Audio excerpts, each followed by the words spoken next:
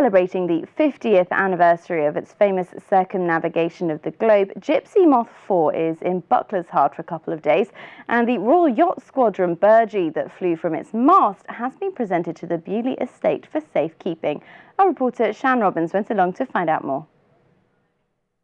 On August the 12th, 1966, Sir Francis Chichester sailed from Bucklershard for trials on the Solent before his historic departure from Plymouth, preceding his becoming the first person to sail a yacht single-handedly around the globe.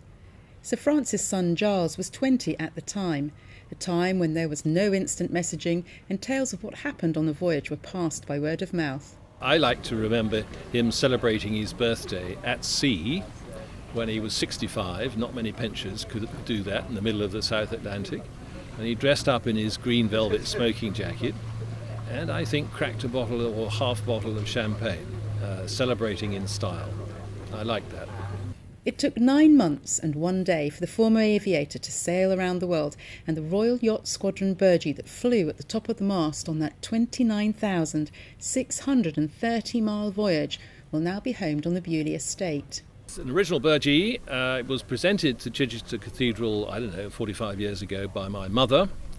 They've recently redesigned the interior, and it's nothing sacred these days, and they can't find any room for it. And I found out about this via a private well-wisher who let me know, so I wrote to the Dean and Chapter and said, "What are you doing with my father's Burgee?" And they said, "Well, we don't know, we can't think." I said, "All right, well, I bet I can find some homes where it will be welcome."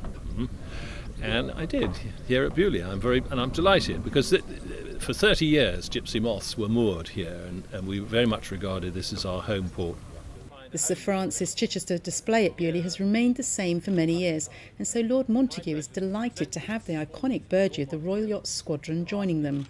It is the most exclusive yacht club in the world, and if you are a member, you of course fly that Burgee with pride. A little while after the circumnavigation, Sir Francis presented quite a lot of his memorabilia, charts, his sextant, other things for permanent display in the Maritime Museum at Bucklershard. And of course at that time he was a national hero, and people were very interested to see that. We now have to work harder to explain who he was, because younger people haven't necessarily heard of him. After a look round the boat, one young visitor who has herself tried sailing was very impressed to hear how Sir Francis sailed his 54-foot ketch on his own around the world in 226 days, with only one stop in Sydney. It was really incredible, because it's really hard to sail one boat on his own, because if he needed to do stuff without a storm, it'll be really hard to. And Gypsy Moth IV will remain on display at Bucklershard during Saturday the 13th of August. This is Shan Robins for That's Solent.